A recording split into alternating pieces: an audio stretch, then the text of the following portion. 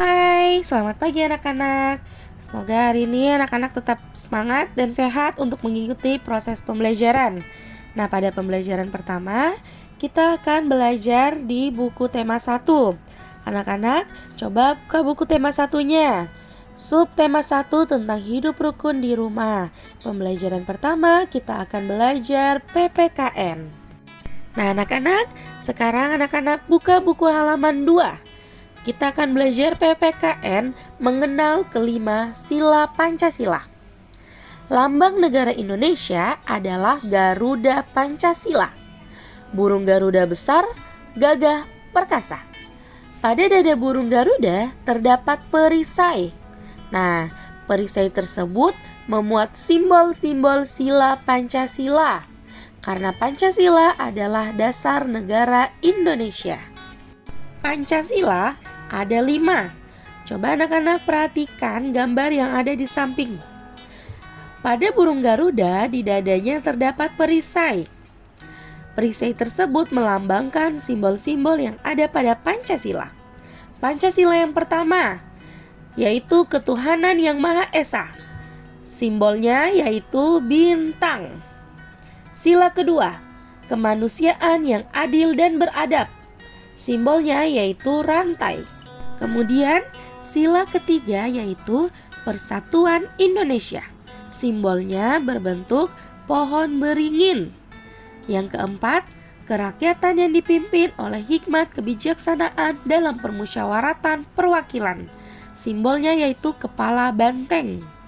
Dan yang terakhir, keadilan sosial bagi seluruh rakyat Indonesia. Simbolnya yaitu padi dan kapas. Nah, tadi kan Bu Guru sudah menjelaskan bahwa Pancasila adalah dasar negara Indonesia. Oleh karena itu kita harus menerapkan Pancasila, baik itu di sekitar lingkungan rumah, lingkungan sekolah, maupun di lingkungan masyarakat. Pengamalan nilai-nilai Pancasila dapat dilakukan di mana saja. Untuk sila pertama, tadi sila pertama apa? Ketuhanan yang Maha Esa. Lalu bagaimana penerapannya? Penerapannya bisa dilakukan dengan yang pertama. Kalian sebelum makan harus berdoa dulu. Kemudian yang kedua bisa dilakukan dengan melaksanakan ibadah bersama keluarga. Boleh bersama keluarga, bersama teman. Nah, yang ketiga, tidak berisik atau mengganggu ketika ada yang beribadah. Itu artinya kita perlu menghormati. Kemudian yang terakhir, beribadah tepat waktu. Jadi jika kalian ingin menghadap Tuhan, kalian jangan pernah sekali-kali berusaha untuk menunda-nunda waktu. Usahakan Tuhan dijadikan sebagai prioritas utama atau prioritas pertama. Nah, lanjut lagi. Untuk penerapan Pancasila sila kedua. Sila kedua bunyinya bagaimana? Kemanusiaan yang adil dan beradab. Nah, untuk contoh penerapannya misalnya yang pertama, menghormati orang tua atau kakak. Jadi, kalau misalnya menghormati orang tua bisa dengan ketika mau pergi sekolah atau mau pergi ke suatu tempat, kita pamit dulu. Bisa dengan mencium tangannya atau berkata izin bahwa ayah atau bunda, saya mau pergi dulu. Nah, kemudian ada lagi hormat kepada kakak. Berikutnya, menyayangi adik, kemudian senang berbagi dengan kakak dan adik. Ada juga langsung mencuci piring yang sudah dipakai makan. Kenapa mencuci piring? Itu sebagai contoh sikap saling tolong-menolong. Dan yang terakhir, bergotong royong membantu membereskan rumah, baik itu bersama adik atau bersama kakak. Nah, kita lanjut lagi untuk penerapan sila ketiga. Bunyi sila ketiga bagaimana? Persatuan Indonesia. Nah, contoh penerapannya yang pertama, menghormati orang tua yang menggunakan bahasa daerah. Jadi ketika kalian bertemu dengan orang tua yang menggunakan bahasa daerah, kalian harus menghormatinya. Bisa dengan mendengarkan meskipun kurang begitu paham. Kemudian ada juga berteman dengan siapa saja dari berbagai suku. Nah, anak-anak kan tahu kalau dalam satu kelas anak-anak memiliki teman-teman yang berasal dari berbagai suku. Ada yang dari suku Makassar, suku Bugis, suku Jawa, Ambon, Buton, dan lain-lain. Contoh yang ketiga, tidak bertengkar dengan saudara. Coba perhatikan gambar yang ada di samping. Di bagian bawah ada 2 orang yang sedang berkelahi. Ini adalah contoh yang tidak baik ya. Kemudian coba perhatikan yang di bagian atas. Di bagian atas ada 2 orang juga yang sedang berkelahi. Tapi di bagian bawahnya ada 4 orang yang sedang bercanda. Kemudian yang keempat, merawat dan menjaga benda-benda yang ada di rumah. Jika kalian memiliki benda-benda berharga di rumah, itu harus selalu dirawat.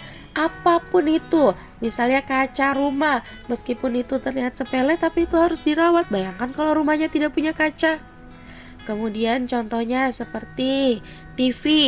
Kalau misalnya anak-anak menonton TV juga harus dirawat. Cara merawatnya bagaimana? Dengan tidak menonton terus-menerus, harus diistirahatkan. Nah, sekarang kita lanjut lagi pada penerapan sila keempat. Bunyinya, kerakyatan yang dipimpin oleh hikmat kebijaksanaan dalam permusyawaratan perwakilan. Contoh yang pertama, melakukan musyawarah bersama keluarga untuk menyelesaikan masalah. Nah, jadi misalnya kalau anak-anak punya masalah yang mungkin anak-anak tidak bisa menyelesaikannya sendiri, anak-anak bisa melakukan musyawarah bersama keluarga dengan meminta pendapat, meminta solusi. Nah, yang kedua, membentuk panitia untuk acara-acara khusus. Dan yang terakhir, pembagian tugas kerja. Jadi kalau misalnya kalian berada di suatu tempat, contohnya seperti di kelas, ada pembagian tugas kerja. Tugas kerjanya seperti apa? Pembagian jadwal piket.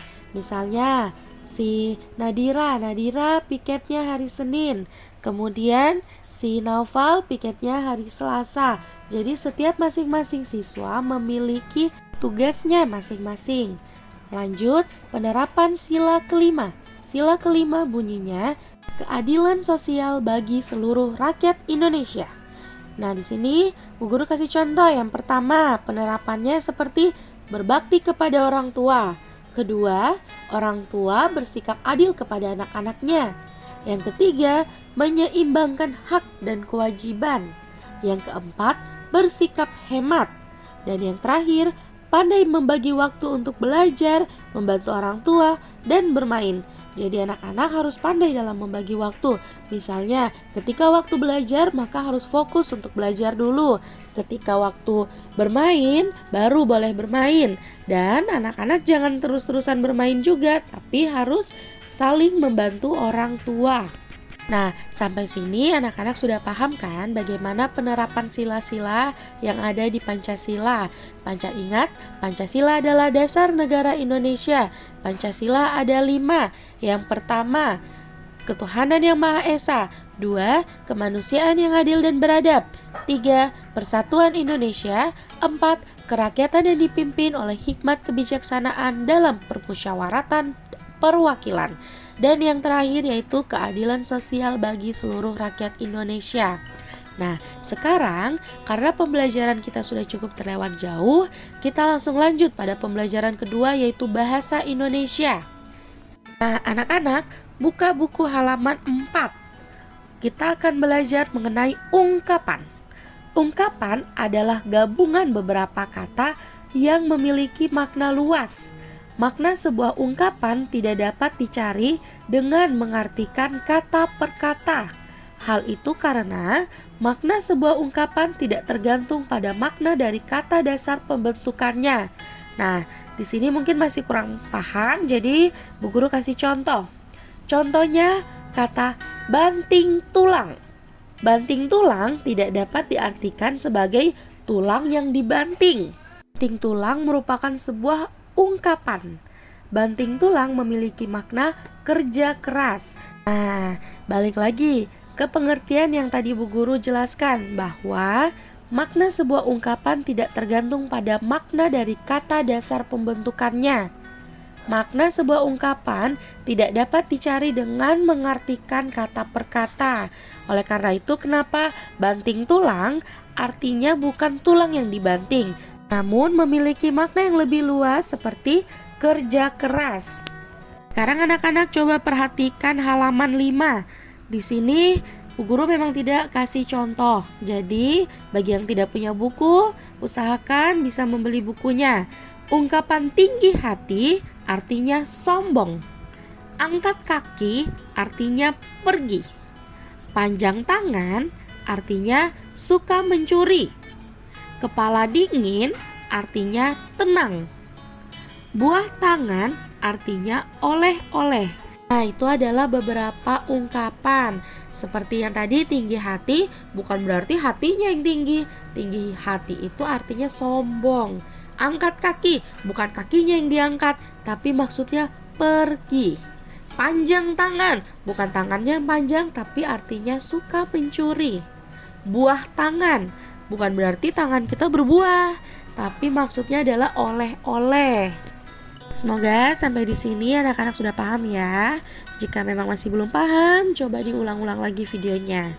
Berikutnya, kita masuk pada halaman 5 mengenai B, teks percakapan. Teks percakapan adalah suatu jenis karangan yang dibuat mirip seperti ketika kamu berbicara dengan orang lain. Pada teks percakapan digunakan tanda baca kutip 2. Perhatikan tanda panah di bawah ini. Nah, tanda panah ini menunjuk pada titik kutip 2. Jadi pada teks percakapan, titik kutip 2 itu penting untuk menunjukkan seseorang sedang berbicara. Nah, tanda baca kutip 2 itu biasanya digunakan untuk mengampit atau mengapit kalimat langsung. Kalimat langsung di sini maksudnya itu kalimat yang diucapkan. Selain itu, pada teks percakapan biasanya juga kita sering menemukan kalimat-kalimat ungkapan. Nah, pada halaman 5 itu anak-anak bisa lihat contoh teks percakapan. Oke, kita sudahi dulu pembelajaran pada hari ini. Jangan lupa dikerjakan tugasnya. Terima kasih sudah menonton, tetap semangat belajarnya.